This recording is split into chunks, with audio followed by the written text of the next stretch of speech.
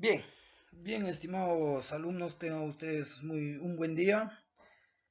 Vamos a seguir con las clases remotas correspondiente a esta semana en el área de ciencia y ambiente. Eh, vamos a tocar el día de hoy un tema muy interesante, muy bonito, por cierto, llamado los seres vivos. Y este tema va dirigido para los alumnos del grupo Elite 1. Vamos a comenzar. Los seres vivos. Cuando hablamos de los seres vivos, vamos a hablar de todas las que tienen que ver con el crecer, respirar, alimentarse, moverse, reproducirse, relacionarse a los estímulos y eliminar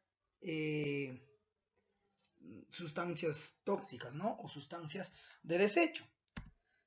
También podemos decir que los seres vivos son aquellos que cumplen funciones. Los seres vivos cumplen tres funciones fundamentales en su vida. Primero, tenemos la función de nutrición. ¿Ve? Los seres vivos cumplen esta función para poder alimentarse y llenarse de energía para realizar sus actividades. Esto lo vamos a dividir en dos partes. La nutrición de los animales y la nutrición de los vegetales. Primero, vamos a ver la nutrición de los animales. Vamos a decir que en esta nutrición lo obtienen mediante la alimentación, mediante la respiración, la circulación y la excreción que realiza todos los animales.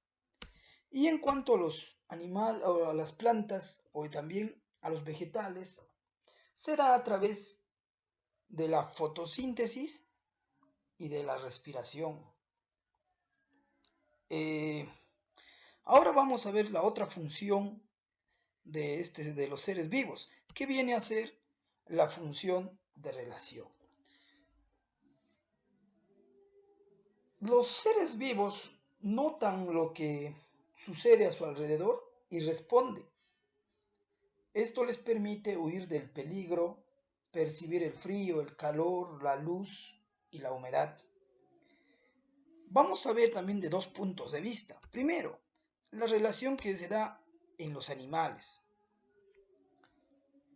En muchos animales esta reacción ocurre gracias al sistema nervioso que a través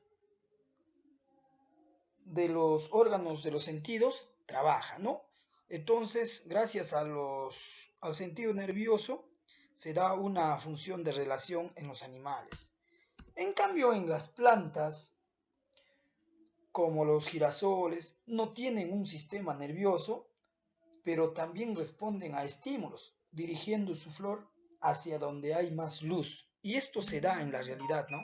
Donde hay más luz, el girasol capta ese estímulo y dirige su flor hacia ese lugar. La otra función viene a ser la función de reproducción.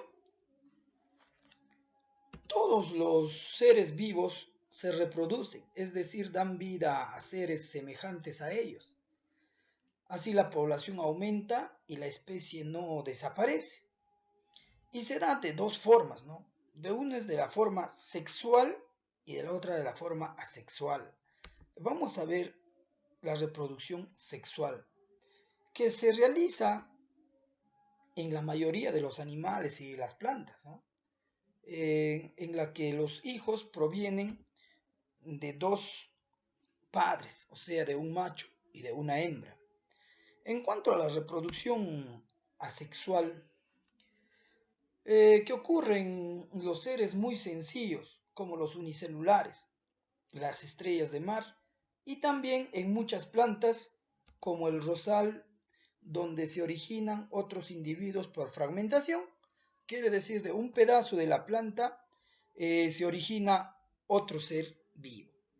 A continuación también vamos a ver los reinos de los seres vivientes.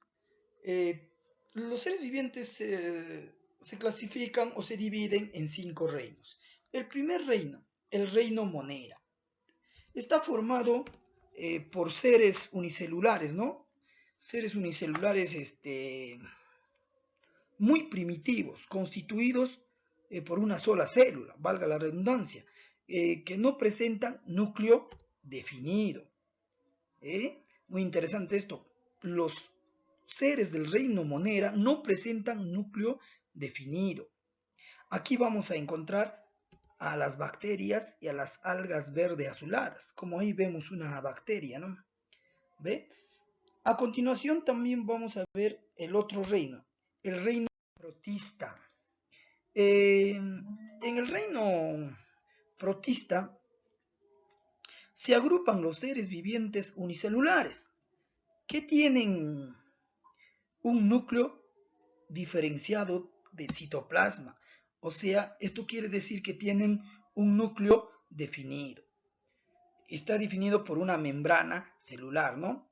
Un ejemplo de esto vienen a ser, por ejemplo, la ameba, la euglena y el paramecio, como lo podemos ver en este gráfico. Este es un paramecio, o sea, un ser unicelular, ¿no? A continuación, también vamos a ver el otro reino, que viene a ser el reino fungi. Este reino es muy interesante, ¿no? Son aquellos seres vivientes que no fabrican sus alimentos. ¿Ve?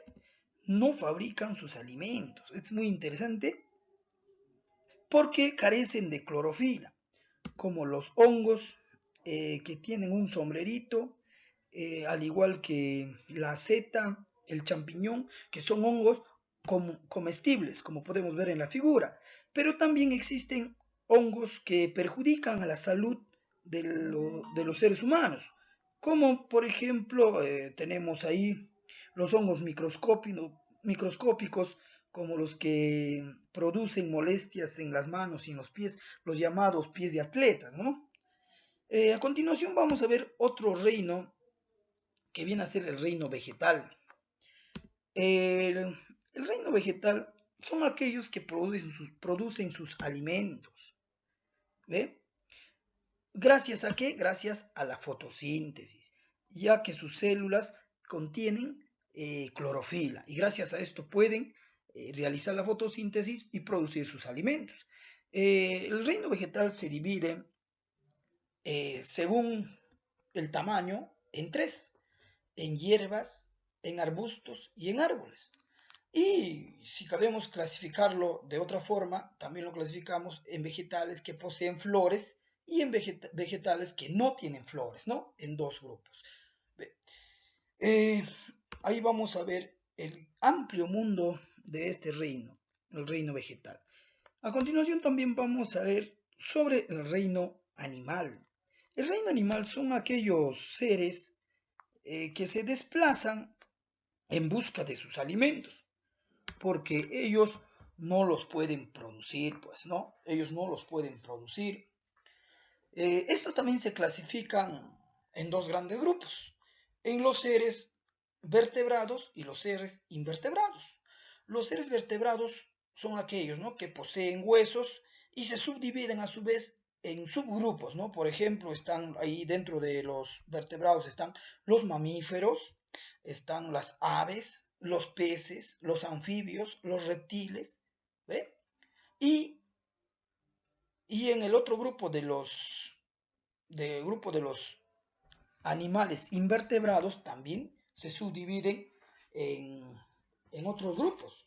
Ahí dentro de ellos vamos a encontrar a los poríferos, a los celenterios, a los anélidos, a los platelmintos, a los nemátodos, a los moluscos, a los equidermos y también a los artrópodos, ¿no? Eso es un amplio mundo de los seres vivos.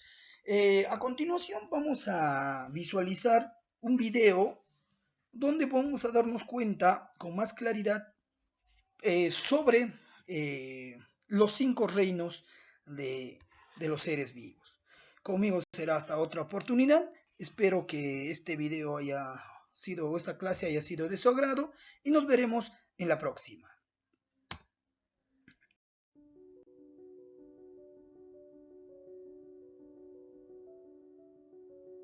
¿Cómo se clasifican los seres vivos? Los seres vivos se clasifican en 5 grupos llamados reinos. El reino de los animales,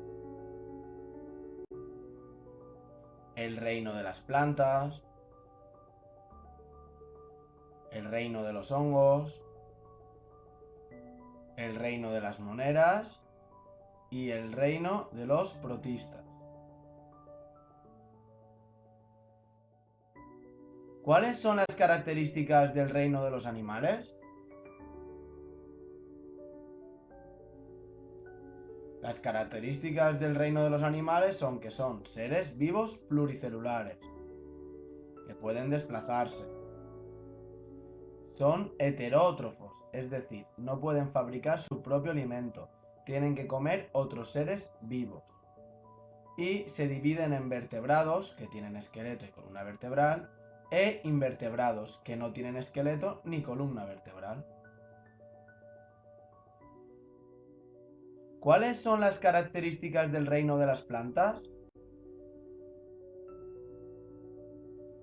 Las características del reino de las plantas son que son seres vivos pluricelulares, que no se pueden desplazar, son autótrofas, es decir, fabrican su propio alimento gracias a la fotosíntesis, y se clasifican en plantas con flores y plantas sin flores.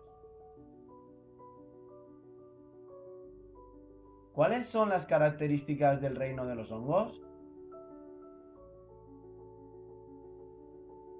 Las características del reino de los hongos son que son seres vivos que pueden ser unicelulares y pluricelulares. La mayor parte son pluricelulares. Que viven en lugares fijos. Y que son heterótrofos, es decir, no fabrican su propio alimento. En este caso, los hongos se alimentan de restos de seres vivos. ¿Cuáles son las características del reino de las moneras?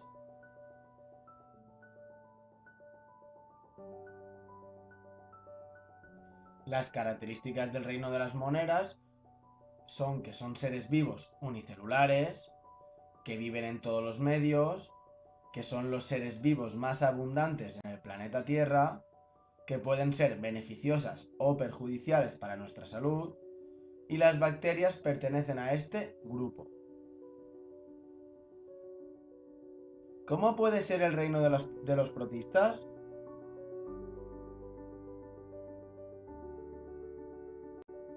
El reino de los protistas pueden ser de 2 tipos, protozoos o algas. Los protozoos son unicelulares y muchos de ellos son parásitos y causan enfermedades. Las algas pueden ser unicelulares y pluricelulares, viven en el agua y son autótrofas.